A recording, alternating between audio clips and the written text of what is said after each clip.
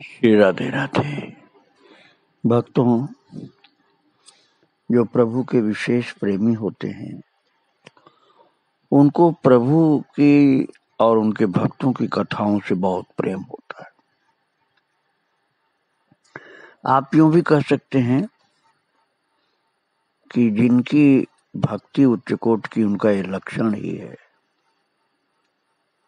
जिनके श्रवण समुद्र समाना, कथा तुम्हारे सुभग सरिनाना, भरहि निरंतर होहि न पूरे, तिनके ही तुम कह गृह रूरे। अर्थात जैसे समुद्र में नदियां पानी डालती जाती गिराती रहती है पानी, लेकिन समुद्र कभी भरता नहीं है। ऐसे ही जिनके कान में कथा रूपी नदी निरंतर गिरती रहती है, किंतु उनका कान कभी भरता नहीं है, तृप्त नहीं होता, सदा तृप्त बना रहता है कि और सुनाओ और सुनाओ और सुनाओ। वो भक्त होते हैं प्रभु के। और चक्र जी में ये विशेषता बहुत थी। अखंडानंद जी ने कितनी बार उनको कथाएं सुनाई, ये मैं आपको बता नहीं पाऊंगा। मैंने आपको कई बार सुनाया है पहले कि अखंडानंद जी से उन्होंने भागवत सुना, कहीं वाल्मीकि रामायण सुना, कहीं उपनिषद सुना, और चक्र जी श्रोता रहते थे, वो सुनाते रहते थे। भ्रमणशील थे चक्र जी, एक जगह रुकते नहीं थे, निरंतर चलते ही रहते थे। वैराग्यवान थे, गुप्त संत थे। वो उत्तर काशी में प्रवास के लिए कुछ दिन गए थे, और फिर इसके बाद वो श्री कृष्ण जन्म स्थान मथुरा पर आए। और श्री कृष्ण जन्म स्थान पर 25 मई 1977 को योग निकेतन उत्तर काशी में प्रवास के पश्चात यहाँ आए थे वो। तो उस समय श्री कृष्ण जन्म स्थान पर भागवत कथा की तैयारी थी। और भक्तों, वो भागवत कथा कहने वाले भी बहुत महान पुरुष थे। वो थे श्री रामचंद्र जी केशव डोगरे जी। 30 अगस्त 1977 से 9 सितंबर 77 तक पूज्य श्री रामचंद्र जी डोंगरे जी द्वारा गुजराती में भागवत कथा होनी थी श्री कृष्ण जन्म स्थान मथुरा में। तो कथा हुई, वो दिव्य कथा गुजराती में थी, लेकिन श्रोता सब तरह के थे। मुख्य तो गुजराती श्रोता थे, लेकिन और हिंदी भाषी लोग भी सुनते थे उनकी कथा। और इस कथा के आयोजन की व्यवस्था जयदयाल जी डालमिया ने की थी। वे ही सब परिवार परिकर सहित इस कथा के मुख्य श्रोता थे। और चक्र जी और अखंडानंद जी महाराज इनकी व्यवस्था में बहुत सहयोग देते थे। श्री अखंडानंद जी उस समय कृष्ण जन्मस्थान के अध्यक्ष थे। और जब वो कथा के शुभारंभ में पधारे तो उन्होंने अपने प्रवचन में कहा, उन्होंने कहा कि श्री कृष्ण जन्मस्थान पर आज परम सिद्ध पूज्य श्री रामचंद्र केशव डोंगरे जी महाराज द्वारा भागवत कथा प्रारंभ होने जा रही है। श्री डोंगरे जी महाराज को अभिनव सुखदेव कहा जाए तो कोई अतिशयोक्ति नहीं है भक्तों। बहुत विरागी, बहुत तपोनिष्ठ। डोंगरे जी का तपोनिष्ठ जीवन परमोज्वल संतत्व से भरा। जिन शास्त्रीय और आध्यात्म पथ के पाथेय रूप सिद्धांतों का अपने प्रवचन में वो निरूपण करते थे, उनका स्वयं अपने जीवन में पालन भी करते थे। जैसे सारे सिद्धांत उनके जीवन में घुल मिल गए थे। उनके पालन के लिए उनके द्वारा कोई प्रयत्न नहीं होता था, वो सब नियम स्वतः ही पालित हो जाते थे उनके द्वारा, और इस आचरण के द्वारा उनके व्यक्तित्व में अचिंत्य भगवत शक्ति की दिव्यता भर गई थी। सरलता, सहजता एवं सादगी डोंगरे जी की जैसे शाश्वत संगिनी बन गई थी। डॉक्टर डोंगरे जी के प्रवचन कथा का क्या था, वो साक्षात मानो प्रेम लक्षणा भक्ति का उमड़ता हुआ अजस्र रस सिंधु।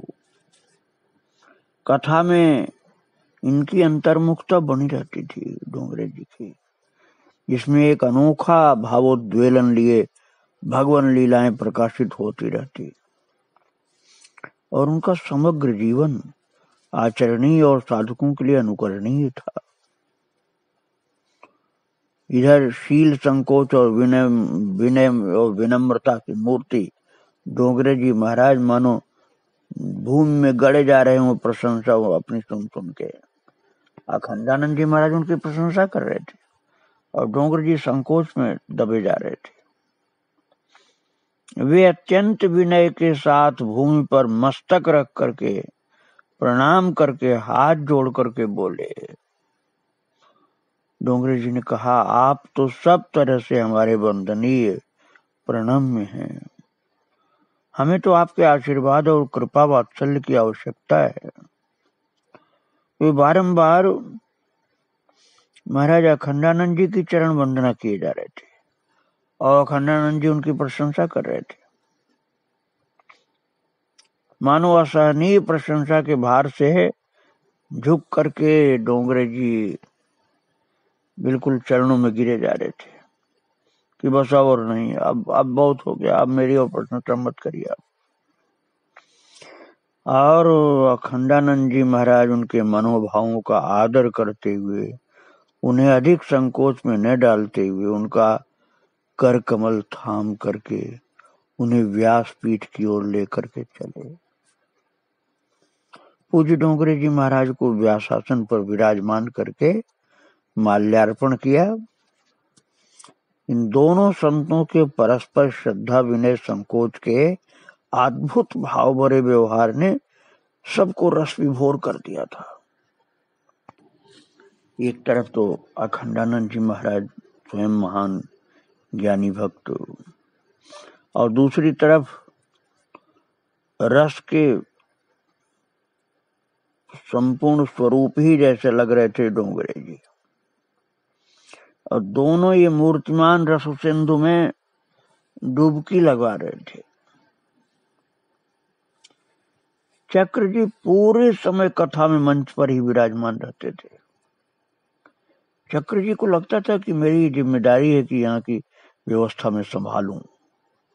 यद्यपि आयोजक थे डालमिया जी, जयदयाल जी डालमिया, लेकिन चक्र जी के ऊपर बड़ा भरोसा था डालमिया जी को भी और वहां के प्रेमी भक्तों को। पूरे समय कथा मंच पर ही विराजमान रहते थे चक्र जी। प्रत्येक कार्य उनके परामर्श एवं निर्देशन से संपन्न किए जा रहे थे। जयदयाल जी डालमिया जो आयोजक थे, वे संत महापुरुषों का स्वागत सत्कार करते हुए डोंगरे जी महाराज के आसन ग्रहण कर लेने पर परम श्रद्धा और भक्ति पूर्वक व्यास पूजन करके पुष्पमाला धारण कराए। सबके यथायोग्य आसन ग्रहण कर लेने पर पूज्य डोंगरे जी महाराज ने हाथ जोड़ करके नेत्र बंद कर लिए और कुछ ही क्षण पश्चात उनका गुरु गंभीर मधुर स्वर माइक पर गूंजने लगा।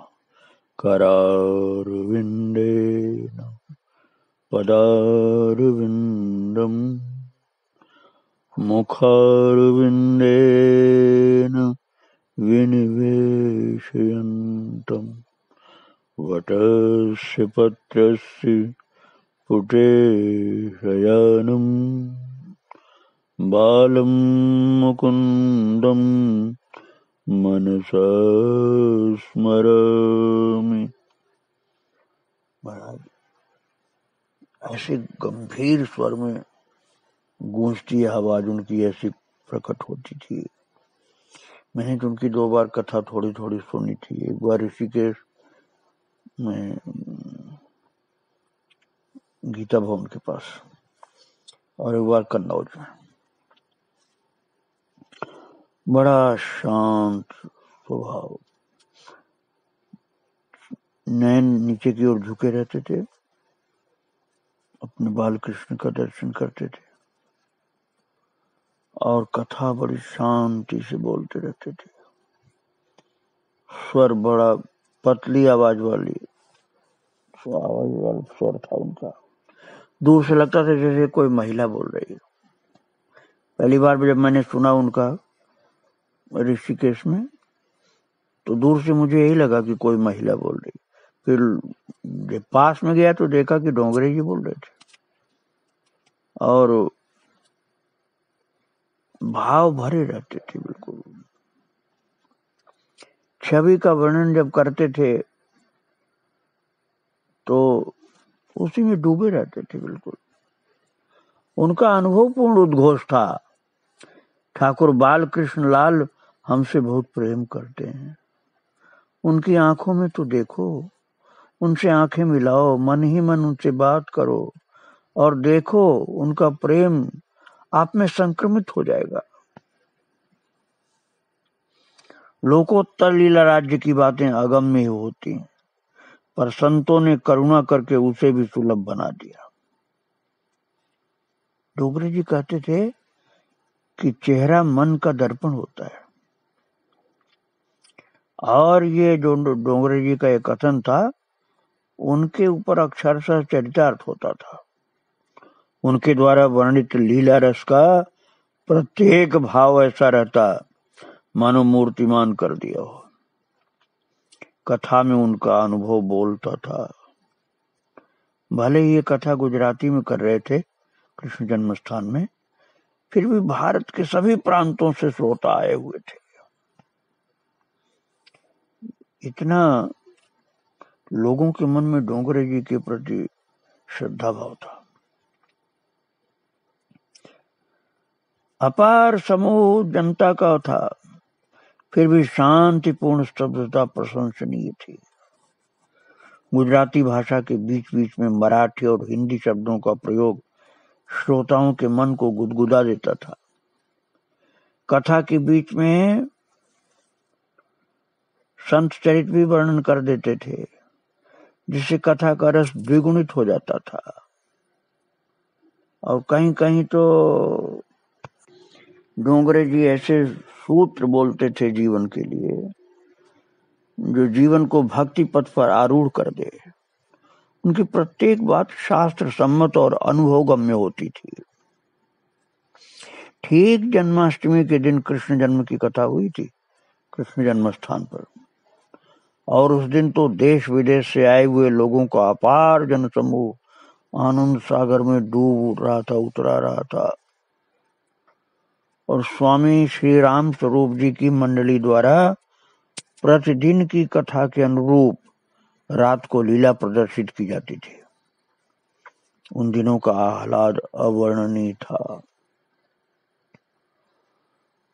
जिनको इस कथा श्रवण लीला दर्शन का सौभाग्य मिला, वही हृदय में अनुभव कर पाते थे। वर्णन करना तो मुश्किल है भक्तों, बहुत आनंद लोगों ने बहुत लिया। और चक्र जी तो बिल्कुल कथा में जैसे डूबे रहते थे, वैसे ही वहां के व्यवस्था में भी आनंद से अपने को डुबा के रखे थे। बड़े सुंदर ढंग से ये कार्यक्रम हुआ था डोंगरे जी का, जिसमें अखंडानंद जी और चक्र जी की बहुत ही भावपूर्ण भूमिका थी। भक्तों, चक्र जी रघुवंशी क्षत्रिय थे, मैं आपको पहले एक बार बता चुका हूं। उसका भाव इनको रहता था मैं राम जी के वंश का हूँ, रघुवंशी क्षत्रिय हूँ। तो एक भक्त थे एटा में, वो उनको बुलाए थे तो वहां गए थे बड़े प्रेम से। वहां रामचरितमानस का पाठ चल रहा था, तो चक्र जी की दृष्टि बरामदे में एक श्लोक लिखा हुआ था, उस पर पड़ी। उस पर लिखा हुआ था, श्री रामे दत्ते चित्तेन राम दत्तेन शर्मणा यच्छ्री रामांघृतोवाप्तम श्री रामांघ्रौ तदर्पितम। और महाराज इसको जब उन्होंने पढ़ा, जिसका भाव ये था कि राम जी की अहेतुकी अनुकंपा से जो भी कुछ राम दत्त को प्राप्त हुआ वो सब राम जी को ही समर्पित है। भक्तों, वो एक वैद्य थे, आयुर्वेद के बहुत जानकार थे, वो एटा में। उनका नाम था रामदत्त जी, उन्हीं का वो आवास था। तो उन्होंने ये श्लोक जो मैंने अभी सुनाया आपको, वो लिखा था। तात्पर्य यही था कि प्रभु राम जी की अनुकंपा से जो कुछ मिला है वो रामदत्त को, अर्थात अपने लिए बताया कि जो मिला है वो राम जी को समर्पित। तो ये श्लोक चक्र जी जब पढ़े तो प्रसन्न हो उठे। चक्र जी ने कहा, अरे ये तो मेरा ही घर है। कहा कि कैलाश, तुम्हारे पिता ने ये घर बनवा करके निष्ठा पूर्वक मेरे पिताजी को सौंप दिया है। मैं रघुवंशी हूँ और श्री रघुनाथ जी मेरे पिता एवं जानकी जी मेरी अम्बा है, अतः घर मेरा हुआ ना। तो वो रामदत्त जी के बेटे थे कैलाश, उन्होंने कहा, हाँ सचमुच निसंदेह घर आपका ही है।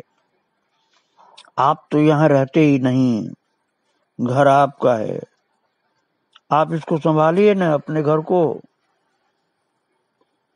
और घर की रखवाली करने के लिए एक चौकीदार की आवश्यकता तो आपको रहेगी, तो ये सेवा मुझे मिल जाए। तो इस बाहर के बरामदे में चौकीदारी करता रहूंगा। तो भैया की बात का अनुमोदन करते हुए चक्र जी ने,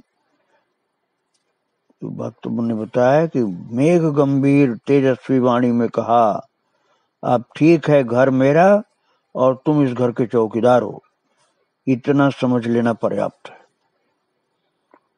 उचित रीत से कर्तव्य का पालन करो और ध्यान रखना, चक्र जी ने कहा, ध्यान रखना, घर मेरा है और तुम इस घर के चौकीदार हो।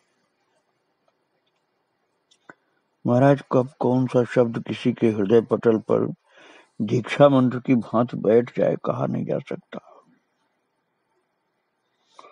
जो चक्र जी ने कहा था कि तुम मेरे घर के चौकीदार हो, वो कैलाश के जीवन का मूल मंत्र बन गया। जीवन ही पलट गया उनका। जो गृहाशक्ति थी, देहाशक्ति थी, लोकेशना वित्तेषणा, ये सब महाराज उनका छूट गया। वो चक्र जी के एक समर्थ वाक्य ने सहज ही सदा के लिए उनको इन सब बंधनों से मुक्ति दे दी। एक बार की बात है कि अखंडानंद जी ने चक्र जी से पूछा था कि क्या तुमने किसी को दीक्षा दी है आज तक? तो चक्र जी ने उत्तर दिया, हाँ, एक को कुंभ में ही दी और दूसरे को उसी के घर के चौकीदार बना दिया। मैंने बताया ना, रामदत्त जी के बेटे कैलाश जी को एटा में इन्होंने उन्हीं के घर का चौकीदार बना दिया था। ऐसी उनकी दीक्षा की थी और शिक्षा दी थी। तो जब अखंडानंद जी से चक्र जी ने कहा कि एक को कुंभ में दीक्षा दे दी और एक को उसी के घर का चौकीदार बना दिया, तो अखंडानंद जी को हंसी आ गई और अखंडानंद जी महाराज बोले, तुम्हारे सब काम अटपटे हैं और तुम्हारा कन्हाई भी ऐसे ही कार्यों का पक्षपाती है। भक्तों, मैं आपको ये बताना चाहता हूँ कि चक्र जी एक त्यागी, विरागी, निरंतर भ्रमणशील, गुप्त रूप से संत थे। किंतु योगी कितने बड़े थे, कैसी चित्तवृत्ति उनके शरीर से अलग रहती थी, ये मैं आपको बताना चाहता हूं। बहुत सावधानी से आप सुनिए। चेतनावस्था में भी इन्होंने ऑपरेशन कराया था, वो बात मैं आपको सुनाना चाहता हूं। श्री कृष्ण जन्मस्थान मथुरा में रह रहे थे। वो जीवन पर्यंत पर्यटन करते करते शरीर में शैथिल्य आ गया था और रोग अवरोधक शक्ति भी शनैः शनैः क्षीण हो रही थी। तो शोक समाचार उनको प्राप्त हुआ कि शारदा प्रसाद जी का शरीर 7 मार्च 1978 को सायं 4 बजे पूरा हो गया और उनके जामाता डॉक्टर हरिनाथ टंडन ने वहां का मंत्री का पद संभाल लिया है। इस शारदा प्रसाद जी की अंतिम आकांक्षा थी, किंतु अब रामवन का रचनात्मक कार्यक्रम डामाडोल है। मैं आपको भक्तों सुना चुका हूं कि रामवन जो सतना के पास है, वहां शारदा प्रसाद जी ने सब कुछ निर्माण किया था और चक्र जी बड़ा आनंद लेते थे, व्यवस्था कार्य भी संभालते थे। तो चक्र जी का उत्साह जैसे अब कुछ लिखने का ही नहीं रहा। तो शरीर टूटा टूटा रहता था, तनिक देर में थकान बढ़ जाती थी। भक्तों, ठाकुर जी जितना चाहते हैं उतना ही कोई बोल सकता, उतना ही कोई लिख सकता है। लीला तो उन्हीं की चलती महापुरुषों के साथ। चक्र जी होली पर श्री कृष्ण जन्मस्थान से वृंदावन आ गए थे और आनंद वृंदावन में निवास करते समय, आनंद वृंदावन जो अखंडानंद जी का आश्रम उसको बोलते हैं भक्त, तो वहां जब निवास कर रहे थे तो अचानक 20 अप्रैल 78 को मूत्र अवरोध की पीड़ा हुई, पेट में भयंकर दर्द उठा। 21 अप्रैल को प्रातः ही रामकृष्ण मिशन हॉस्पिटल में प्राइवेट रूम में रहे, वहां भी चिकित्सा से कुछ लाभ नहीं हुआ। फिर जयदयाल जी डालमिया, जिनको मैंने बताया था कि डोंगरे जी की कथा के आयोजक थे, वो चक्र जी को आग्रह करके दिल्ली ले गए और उसी दिन सीधे सर गंगाराम हॉस्पिटल में उनको भर्ती कराया और 24 अप्रैल 1978 को प्रातः 8 बजे बड़ा ऑपरेशन किया गया। भक्तों, वरिष्ठ सर्जन डॉक्टर मेहरा ने ऑपरेशन किया। चक्र जी को बेहोश करने के प्रयास किए पर वे सफल नहीं हुए। भक्तों, पता नहीं क्या ये भगवान की लीला होती है कि संत लोगों की चेतना कभी कभी दवाई से बेहोश हो ही नहीं पाती। अब मैं तो अपने को कोई संत नहीं देखता, थोड़ा मोड़ा उस वेश को धारण कर रखा हूं जो भी है, लेकिन एक बार मेरा ऑपरेशन हो रहा था ब्रज हेल्थ केयर वृंदावन में और मुझे वो जो रीढ़ में एनेस्थीसिया बेहोशी का इंजेक्शन लगता है वो लगाया गया और डॉक्टर योगेश श्रीवास्तव भी थे वहां सर्जन के साथ देखने के लिए। तो मुझे बेहोशी नहीं आई और लोग आश्चर्य में पड़ गए कि बेहोशी का इंजेक्शन लग गया और बेहोशी नहीं आई। तो सर्जन ने हमसे कहा कि महाराज आपको बेहोशी नहीं है, दोबारा लगाना पड़ेगा। दोबारा लगाने पर बेहोशी आई थी। ये तो छोटी सी बात मेरी थी, लेकिन चक्र जी तो महाराज अद्भुत महापुरुष थे, उनको तो बेहोश करने का प्रयास किया गया पर बेहोशी आई ही नहीं, सफल नहीं हुए लोग, डॉक्टर लोग। तब डॉक्टर मेहरा ने कहा कि आप बेहोशी की दवा स्वीकार नहीं कर रहे हैं तो मैं ऑपरेशन कैसे करूंगा। तो चक्र जी ने कहा आप परेशान मत होइए, 5 मिनट बाद अपना काम आरंभ कर दीजिए। और महाराज चक्र जी ने डॉक्टर मेहरा से इतना कहा और अपने कन्हई के स्मरण में अंतर्मुख हो गए। शरीर का भान छूट गया। ऑपरेशन में 1.5 घंटा लगा डॉक्टर ने जैसे ही टांके लगाकर उपकरण हटाए कि चक्र जी हल्के स्वर से बोले, गोविंद, कार्य हो गया क्या? तो डॉक्टर मेरा स्तब्ध, चकित होकर के बोल पड़े, डॉक्टर आप होश में हैं क्या? बिल्कुल भी होश नहीं हुए। तो उत्तर में चक्र जी केवल मुस्कुरा दिए बस। चक्र जी की इस अंतर्मुखता, धैर्य और भगवत भक्ति, देहाध्यास से परे की स्थिति, ये देखकर डॉक्टर मेहरा बड़े प्रभावित हुए और भागवत भवन की प्रतिष्ठा के समय चक्र जी के आमंत्रण पर सपत्नीक आए और पूछा, परमार्थ पथ पाने के लिए मुझे क्या करना चाहिए? चक्र जी ने उत्तर दिया, कर्तव्य करते रहो, एक कक्ष परमात्मा के निमित्त कर दो। जो भी असहाय धनहीन आ जाए उसको ईश्वर की सेवा मानकर ऑपरेशन, औषधि, भोजन सब निःशुल्क उपलब्ध कराया जाए। डॉक्टर मेहरा ने तुरंत उनके आदेश को स्वीकार किया। एक कक्ष इस धर्म के कार्य के लिए उन्होंने अपने हॉस्पिटल में रखा था। भक्तों, चक्र जी के और चरित्र में आपको आगे फिर सुनाऊंगा। आज यही उनको प्रणाम करके विराम दे रहा हूँ प्रवचन को। श्री राधे राधे, जय श्री राधे।